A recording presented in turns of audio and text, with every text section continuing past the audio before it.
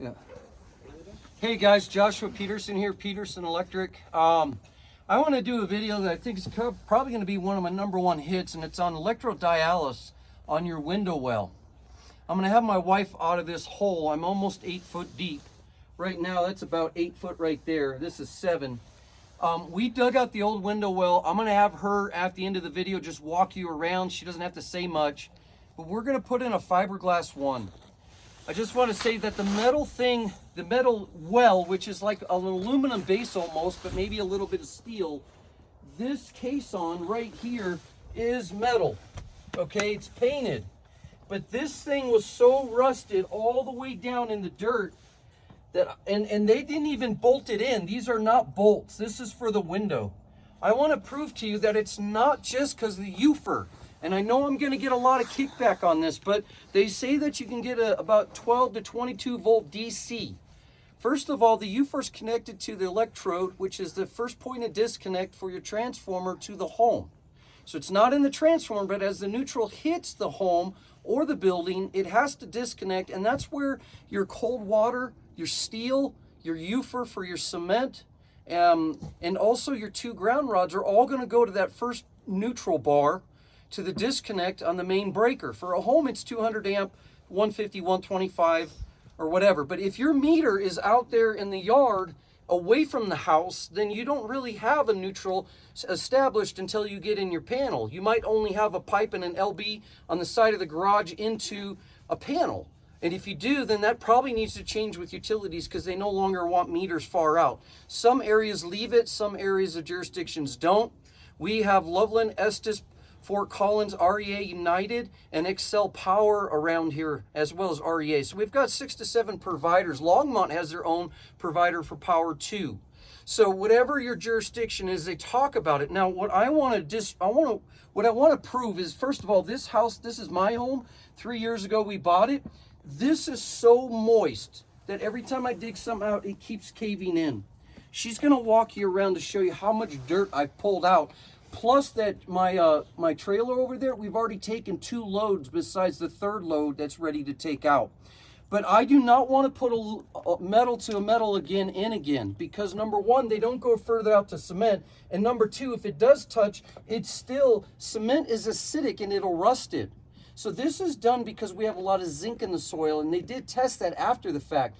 And so the builder had a lot of trouble in this neighborhood because of the soil. Yes, there's bentonite in here, no doubt about it, but the biggest thing that we've had a challenge for some of the neighbors was the window well to the caisson.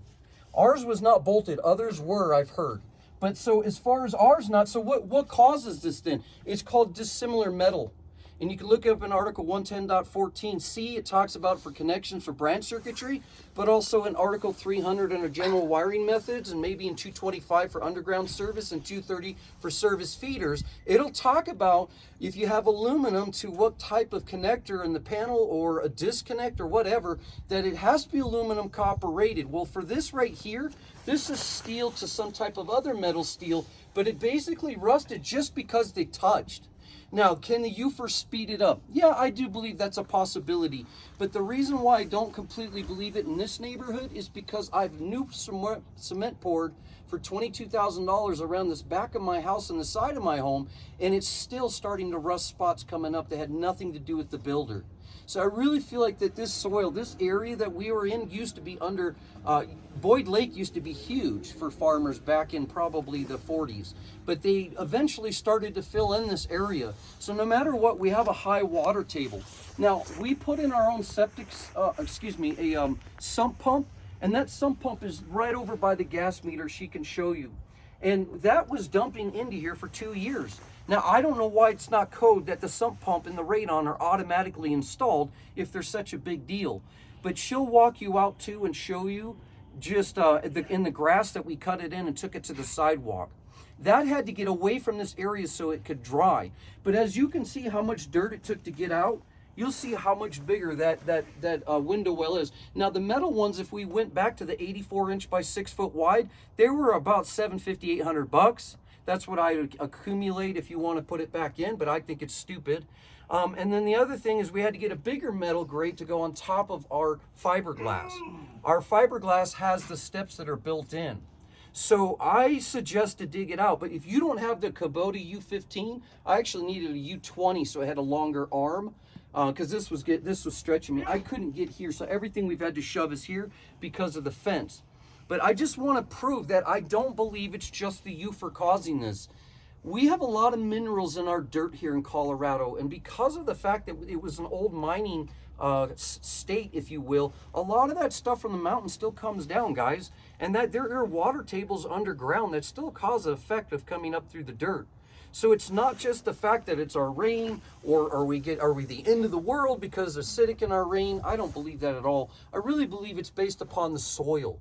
And so, anyways, I just wanted to point out that fact that, yes, it possibly could be a UFER, but why they're getting a negative 22. If you really wanted to, you could drive an 8-foot ground rod and then take it and go to your water tap right there. Like my water spigot, if the leads are long enough, and then you could measure and go to DC or AC and see if you're getting any type of voltage coming back. Now, why does that matter? Well, if that is grounded inside the cold water, then it's no different potential underground than it is here. But my house has a PEX pipe that's blue, so I have plastic, so it doesn't do it any good. So really, how else do you measure it? Well, you would have to go to the metal steel on here if the rebar is touching.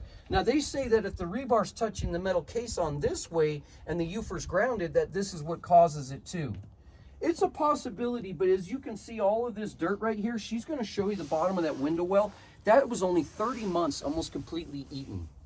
So anyways, the other last thing I want her to show you is as she walks around, she'll do it real fast, she can show you our other window well that's underneath our eave, or our huge back porch, and it gets no water whatsoever. So I still think that the water becoming moist and keeping this dirt like clay is what's causing it to go even faster. So what's my suggestion on this? You could find someone that wants to try to test it. I don't mind coming out and try to figure it out with you as well. But I also think that you should dig them out and put in fiberglass. That's my suggestion. There is a system out there that they put on a plastic, it's patented, and then they put it's almost like a fiberglass that insulates from the new metal window well, and they screw it this way. They actually do a very good job of cutting it up, pulling it out, and shaving it, and barely having any issue of any footprint of dirt. As you can see me, it's kind of a nightmare. But the little amount of money I got back from the builder, I decided to take all of it and not hire someone and just do the labor and put in the fiberglass, because it's going to last a lot longer. But the fiberglass, are, just to warn you, they're about $1,200 to $1,300 each, plus the window well grate. So I spent well over $2,000 more than the metal. Anyways, guys, I'll have her walk you around, show you the dirt, show you the tractor where we put our extra dirt on, show you the window well, and show the one in the back. And then she'll show you the new fiberglass. Thanks for joining us, guys.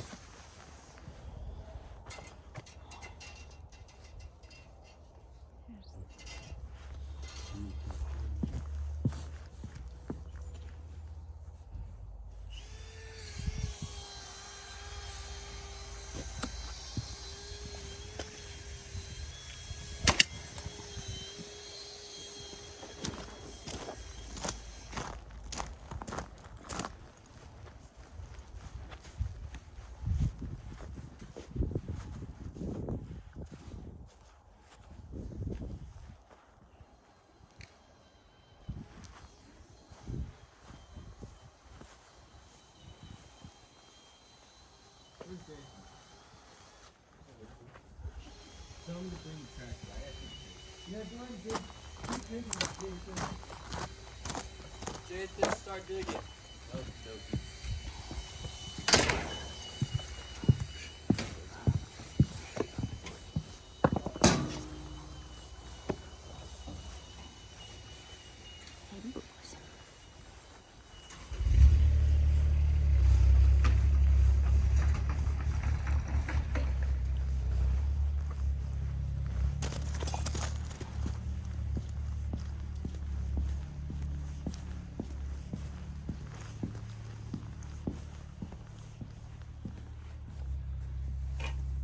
This is the window well that is not rusting.